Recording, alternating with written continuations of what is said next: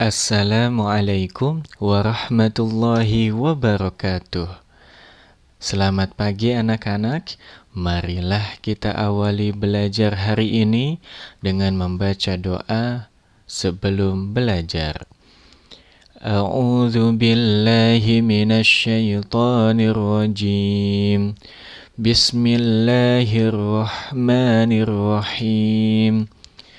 Raditu billahi rabba wa bil islami dina wa bi muhammadin nabiyyan wa rasula.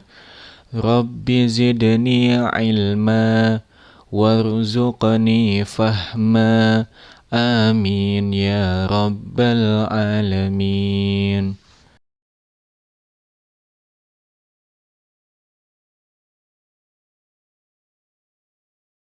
Bismillahirrahmanirrahim. Inna a'tainakal kautsar. Fasalli li rabbika wanhar. Inna syani'aka huwal abtar.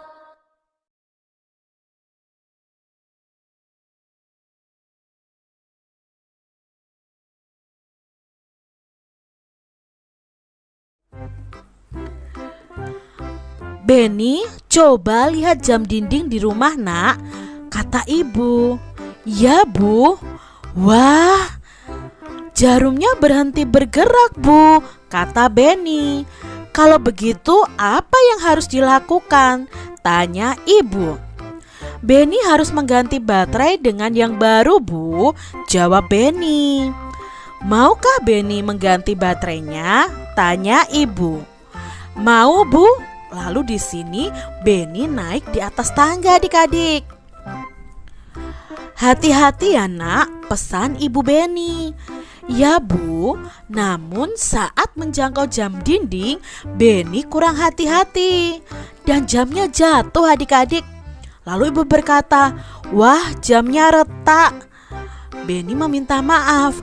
Maafkan Beni Bu, Beni kurang hati-hati dalam mengambil jam dinding sehingga jam dinding terjatuh. Ya Nak, kedepannya Beni harus lebih berhati-hati dan tidak perlu tergesa-gesa, kata ibu. Nah adik-adik, itu tadi percakapan antara ibu dan Beni. Ibu meminta tolong Beni untuk membetulkan jam dinding yang sudah mati adik-adik ya, mengganti dengan baterai yang baru. Tapi karena tidak hati-hati akhirnya jam dindingnya jatuh. Nah adik-adik, gambar berikut menunjukkan sikap santun, sikap Beni yang santun kepada ibunya. Adik-adik harus berlatih ya, seperti Beni kepada ibunya. Beni menggunakan bahasa yang santun dalam meminta maaf. Perhatikan ya percakapan berikut. Maafkan Beni ya Bu, Beni sudah menjatuhkan jam dinding. Jam dinding di rumah menjadi rusak, kata Beni dengan sopan adik-adik. Lalu ibunya juga menjawab, ya Nak, tidak apa-apa. Ibu sangat berterima kasih karena kamu sudah menolong ibu. Lain kali hati-hati, kamu tidak perlu tergesa-gesa. Nah adik-adik, jadi kalau kalian berbicara dengan orang tua, kalian harus berbicara dengan santun ya, dengan sikap yang baik.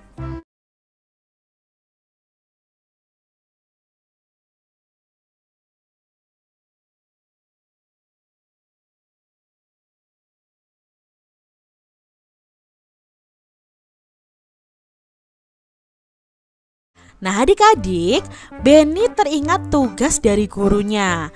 Tugasnya yaitu mengukur panjang benda yang ada di rumah. Beni ingin mengukur panjang jam dinding.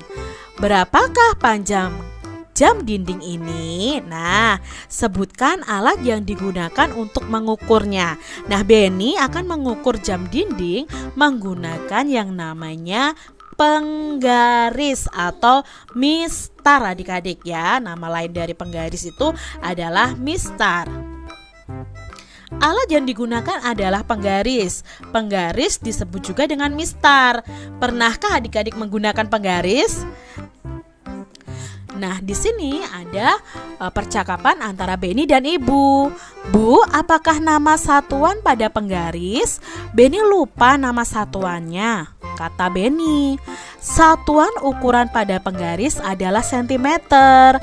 Sentimeter itu disingkat dengan cm. Bagaimana cara menggunakannya, Bu?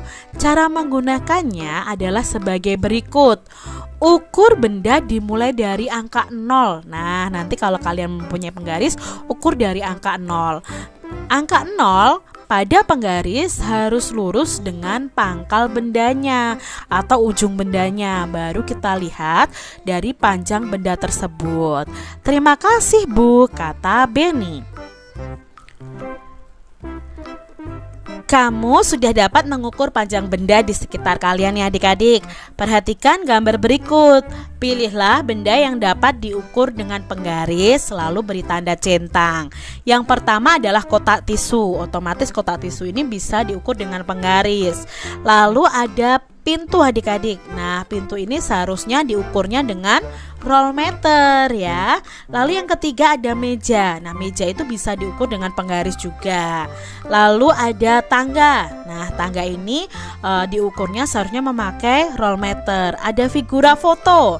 Nah, ini bisa diukur dengan penggaris. Ada akuarium juga bisa diukur panjangnya dengan penggaris.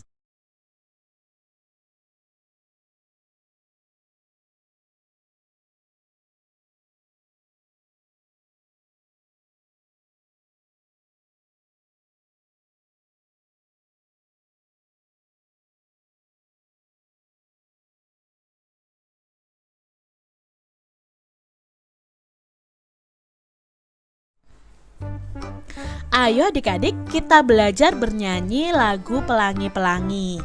Adik-adik tentunya tahu ya lagu Pelangi-Pelangi ini ciptaan Pak A.T. Mahmud. Ayo adik-adik kita nyanyikan bersama-sama. Pelangi-pelangi, alangkah indahmu, merah, kuning, hijau, di langit yang biru. Pelukismu agung, siapa gerangan, pelangi-pelangi, ciptaan Tuhan. Itu tadi lagu Pelangi-Pelangi ciptaan Pak A.T. Mahmud. Tahukah adik-adik bahwa dalam lagu itu ada yang dinyanyikan dengan nada yang kuat, ada juga yang dinyanyikan dengan nada yang lemah. Nah, tanda seperti ini artinya nadanya kuat. Sedangkan tanda seperti ini nih adik-adik ya, seperti tanda panah, itu artinya nada dinyanyikan dengan lemah. Nah, adik-adik, lagu juga biasanya dinyanyikan panjang dan pendek. Coba adik-adik perhatikan lagu Pelangi-Pelangi berikut ini ya. Di sini kalian melihat bahwa ada tanda garis biru dan garis merah. Nah, garis biru ini dinyanyikan dengan bunyi pendek. Garis merah itu dinyanyikan dengan bunyi panjang. Contohnya nih adik-adik, pelangi-pelangi, alangkah indahmu, merah, kuning, hijau. Nah, itu bedanya adik-adik. Jadi yang warna biru itu dinyanyikan dengan bunyi pendek, sedangkan yang warna merah dinyanyikan dengan bunyi panjang. Coba adik-adik nyanyikan sesuai dengan tandanya ya.